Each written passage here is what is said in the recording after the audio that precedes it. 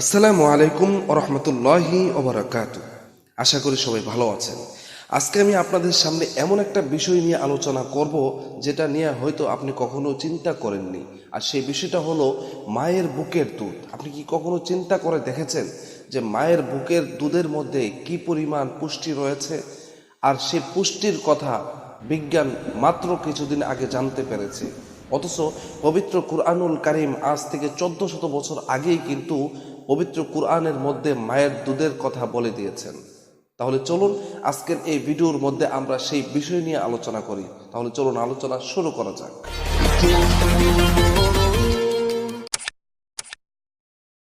যদি দুনিয়াতে মহান আল্লাহর ভালোবাসা সৃষ্টি না করতেন, তাহলে কোনো মাই তার সন্তানকে দুধ পান করাতো না। কারণ দুধ তো মায়ের শরীরের রক্ত ছাড়া আর কিছুই নয়। ভালোবাসা আছে বলেই পৃথিবীতে সব প্রাণীর মায়েরা তাদের সন্তানকে দুধরূপী রক্ত পান করায়। বর্তমানে কেন জানি মায়েদের মধ্যে বাচ্চাকে দুধ পান করানোর আগ্রহ দিন দিন কমে আসছে। অথচ শিশুর জন্য মায়ের দুধের বিকল্প হতেই পারে না। এতে মা সন্তান উভয়ের বহুবিধ কল্যাণ নিহিত রয়েছে। স্বাস্থ্য বিজ্ঞান বর্ণনা করেছে যে মায়ের দুধের কোনো বিকল্প হতে পারে না। এই দুধের মধ্যে সন্তানের জন্য প্রয়োজনীয় সকল উপাদানই রয়েছে। সন্তান প্রসবের পর গাঢ় ও হলুদ রঙের যে দুধ বের হয় তাতে বেশিরভাগই থাকে আমিষ। আর এই আমিষের শতকরা 97% ইমেন গ্লোরিউলিয়ে। এটা অনেক রোগের প্রতিরোধক। আমাদের দেশের অনেক মাই অজ্ঞতার কারণে এই দুধকে শিশুর জন্য ক্ষতিকর মনে করে ফেলে দেয়। অথচ এটা অনুচিত। মায়ের দুধ যে শুধু স্বাস্থ্য, পুষ্টি ও শিশুর নিরাপত্তা বিধানেই গুরুত্বপূর্ণ ভূমিকা রাখে তা নয়, উপরন্তু মায়ের দুধ শিশুর বুদ্ধিমত্তা ও শিক্ষা গ্রহণ ক্ষমতা বাড়ায়। অপরদিকে যেসব মায়ের শিশুদের বুকের দুধ পান করান তাদের জরায়ু খুব দ্রুত গর্ভধারণের পূর্বের অবস্থায় ফিরে আসে। এছাড়া এতে স্তন ক্যান্সারের সম্ভাবনা হ্রাস পায়। মনোবিজ্ঞানীদের মতে যখন মা তার সন্তানকে দুধ পান করান তখন দুধের সাথে অনুভূতিহীন তরঙ্গ ও স্পন্দন সৃষ্টি হয়। এই তরঙ্গই শিশু ও মায়ের মধ্যে ভালোবাসা, মায়া, মমতা, শ্রদ্ধা বোধের সৃষ্টি করে। মায়ের দুধের তাপমাত্রা থাকে শরীরের জন্য যথোপযুক্ত, সহজেই হজম হয়, কাজে লাগে ও জীবাণু মুক্ত থাকে। আর গরুর দুধ বা কৌটাজাত দুধ সহজে হজম হয় না, জীবাণু যুক্ত থাকে ও ক্ষতিকর করে। বিশেষ করে কৌটাজাত দুধ তো মারাত্মক ক্ষতি করে। মায়ের দুধ সন্তানের রোগ প্রতিরোধ সহায়তা করে।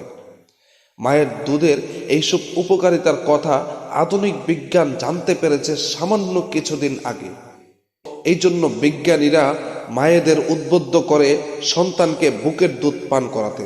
অথচ পবিত্র কুরআনে মায়েদেরকে 1400 বছর আগেই আদেশ করেছে সন্তানকে বুকের দুধ পান করাতে। সুবহানাল্লাহ। পবিত্র কুরআনের মধ্যে আল্লাহ তাআলা বলে দিয়েছেন, ওয়াল ওয়ালিদাতু ইউরদি'না আওলাদাহুন্না হাওলাইনি কামিলাইন। মায়েরা তাদের সন্তানদেরকে পূর্ণ 2 বছর দুধ পান করাবে। শুধু তাই নয়, মহান আল্লাহ তাআলা পবিত্র কুরআনের আরো এক জায়গায় বলেছেন, ওয়াসাইনাল ইনসানা বিওয়ালিদাইনি ইহসানা হামালাতহু উম্মুহু কুরহা ওয়া ওয়াদাআতহু কুরহা ওয়া হামলুহু ওয়া ফিসালুহু 30 শাহরা। অর্থাৎ আমি মানুষকে তার পিতা মাতার সাথে সদ্ব্যবহারের আদেশ করেছি। তার জননী তাকে কষ্ট সহকারে গর্ভে ধারণ করেছে এবং কষ্ট সহকারে প্রসব করেছেন। তাকে গর্ভে ধারণ করতে ও স্তন্য ছাড়াতে লেগেছে 30 মাস। আপনারা একটু চিন্তা করে দেখেন, এই যে মায়ের তার সন্তানের জন্য এই ভালোবাসা এবং সন্তানের জন্য মা এত কষ্ট করে, সেটা কেন? তার একমাত্র কারণ হচ্ছে আল্লাহ তাআলা তার বুকের মধ্যে, অর্থাৎ মায়ের বুকের মধ্যে যে দুধ সৃষ্টি করে দিয়েছেন, সেই দুধ যখন সেই মা তার সন্তানকে পান করান তখন তার বুকের মধ্যে যে স্তন্য সৃষ্টি হয় তার মাধ্যমেই সেই সন্তান এবং মায়ের মধ্যে একটা ভালোবাসা সৃষ্টি হয়ে যায়, আর এই জন্যেই সেই মা তার সন্তানের জন্য এত কষ্ট করে। সুবহানাল্লাহ। এখন আসুন আমরা জেনে নেই মায়ের দুধ কেন উপকারী। 1 নম্বর, শিশুর বুদ্ধি হয় ও রোগ প্রতিরোধ ক্ষমতা বাড়ে। 2, শিশুদের শ্বাসযন্ত্রে সংক্রমণের প্রবণতা কমে। 3, শৈশবের লালা নিঃসরণের অসুস্থতা কম হওয়ার সম্ভাবনা থাকে। 4, শিশুর পড়াশোনার ক্ষমতা বাড়ে। 5, শৈশবকালীন ডায়াবেটিসের হার কমে। 6, ক্যান্সারের ঝুঁকি কম থাকে, এইডস এর সম্ভাবনা 1/3 কমে। 7, বুকের দুধ খেলে ভিটামিনের ঘাটতি কমে। সুবহানাল্লাহ। চিন্তা করে দেখুন, বর্তমান বিজ্ঞান মাত্র কিছুদিন আগে গবেষণা করে তা জানতে পেরেছে যে মায়ের দুধের মধ্যে কি পরিমাণ পুষ্টি রয়েছে এবং রোগ প্রতিরোধের ক্ষমতা রয়েছে।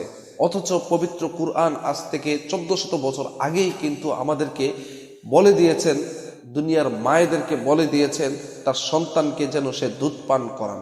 এর কারণ কি? আল্লাহ তাআলা তো দুধ পান করাতে না বলে অন্য কিছুর কথাও বলতে পারতেন। আল্লাহ তাআলা আমাদেরকে দুধ পান করানোর কথা কেন বলেছেন? এর কারণ আল্লাহ তাআলা আগে থেকেই জানেন যে মায়ের দুধের মধ্যে সন্তানের জন্য কি পরিমাণ উপকারিতা রয়েছে, যা বর্তমান বিজ্ঞান মাত্র কিছুদিন আগে গবেষণা করে জানতে পেরেছে। তাহলে এতে প্রমাণ হয় পবিত্র কুরআন মহান আল্লাহ তাআলার বাণী, এটা দুনিয়ার কোনো মানুষের দ্বারা রচনা করা সম্ভব নয়। সুবহানাল্লাহ। আশা করি আপনারা বুঝতে পেরেছেন। আজকের মতো এখানে বিদায়। আসসালামু আলাইকুম ওয়া রাহমাতুল্লাহি ওয়া বারাকাতুহু।